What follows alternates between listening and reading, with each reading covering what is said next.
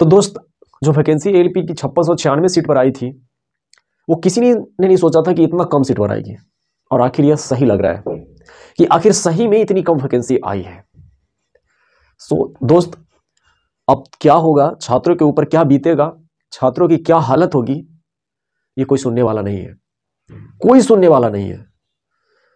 जैसे कि मान लीजिए ये वैकेंसी कितनी आनी चाहिए थी, तो बार बार जो मांगा जा रहा था कि कितनी सीट खाली है, अब बताइए।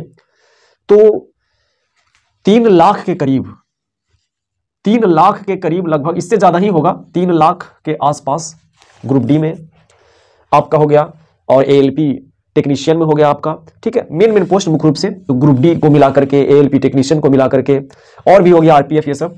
तो 3 लाख पोस्ट खाली था, जिसमें से आप अगर एएलपी की बात करेंगे तो लगभग 50,000।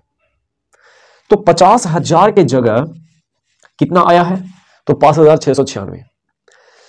6 साल से वैकेंसी नहीं आई है, और 6 साल से वैकेंसी नहीं आई है तो कम से कम 50,000 से ऊपर आना चाहिए था, और आ कितनी रही है, तो 5,696। मान के चलिए कि लगभग 6,000 के आसपास है, लगभग 6,000 इसको मानेंगे।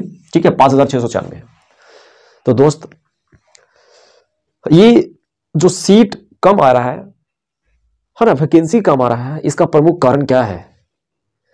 जो हो रहा है होने दो, क्योंकि आंदोलन करने से तो कुछ होने वाला नहीं है ना। हम लोग पहले से भी आंदोलन कर रहे हैं, ग्रुप डी वेटिंग हटा दिया गया, बहुत सारा चेंजेस कर दिया गया है, और जब आप एकजुट नहीं है तो आपका तो एक्सप्लॉयटेशन होगा, एकदम शोषण होगा। कि आखिर ऐसे कैसे संभव है यार? कोई रोकने वाला है, कोई बोलने वाला है? कोई बोलने वाला नहीं है। बस ट्विटर कैंपेन कर दो, ये कर दो, वो कर दो, बहुत मेहनत भी कर दो, लेकिन कुछ भी होने वाला नहीं है। तो मैं तो सीधा यही कहूंगा कि आपके क्या विचार हैं, आप कमेंट करें। और स्थिति इतनी बुरी हो गई है कि कोई सोचा ही नहीं था। अब यहां से एक नया इतिहास रचा जा रहा है। ऐसा इतिहास में कभी हुआ नहीं कि इतनी कम वैकेंसी आई, मतलब इतना सारा वैकेंसी, इतना सारा पोस्ट खाली रहते भर में भी नहीं निकाली जा रही है। मतलब सरकार नौकरी नहीं देना चाहती है, लोगों को बेरोजगार, और नौकरी नहीं, मतलब वो सारा पेमेंट का पैसा बचाना चाहती है सरकार।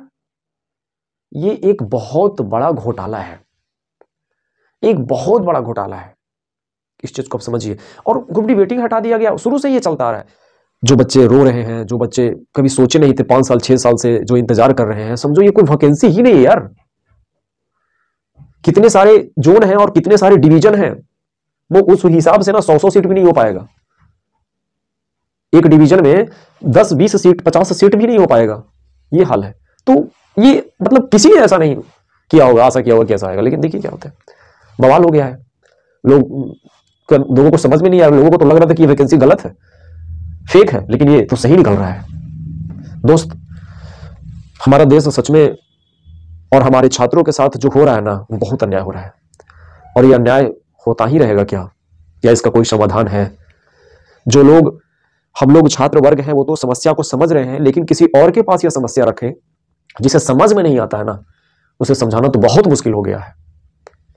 वो तो यही समझता है कि यह तो सरकार का विरोधी है, हम लोगों को विरोधी समझा जा रहा है। यार, जब हमारा देश गुलाम था ना, तो लोगों को समझाने में पता है कम से कम 50 साल लगे थे कि भाई ब्रिटिश जो सरकार है वो हम लोगों को शोषण कर रही है। इतना मूर्ख लोग थे यार, आज भी मूर्ख लोग हैं। तो कहीं ना कहीं हमारी गलतियां जो है वो पीढ़ियों को भुगतना पड़ता है। और मैंने शुरू से ही बोला कि ग्रुप डी वेटिंग जो खत्म हुआ, शोषण वहीं से शुरू हो गया है, और रोना तो पड़ेगा, रोना तो पड़ेगा। बच्चे जो आने वाले हैं वो भी रोएंगे, अरे हम सब तो बर्बाद हो गए, हमारी आने वाली पीढ़ियां भी बर्बाद हो जाएगा, वो भी रोएगा। ऐसा कभी हुआ ही नहीं कि इतनी कम वैकेंसी, सब कुछ अजीब सा हो रहा है। जो कभी हुआ नहीं था वैसा हो रहा है, तो उस पर आप आश्चर्य ही प्रकट करेंगे ना। तो देखिए दोस्त, किसी तरह से आप अपने आप को समझाइए, और एक जो समझ में आता है आप कमेंट कीजिए। और क्या इससे ज्यादा बोल सकते हैं दोस्त।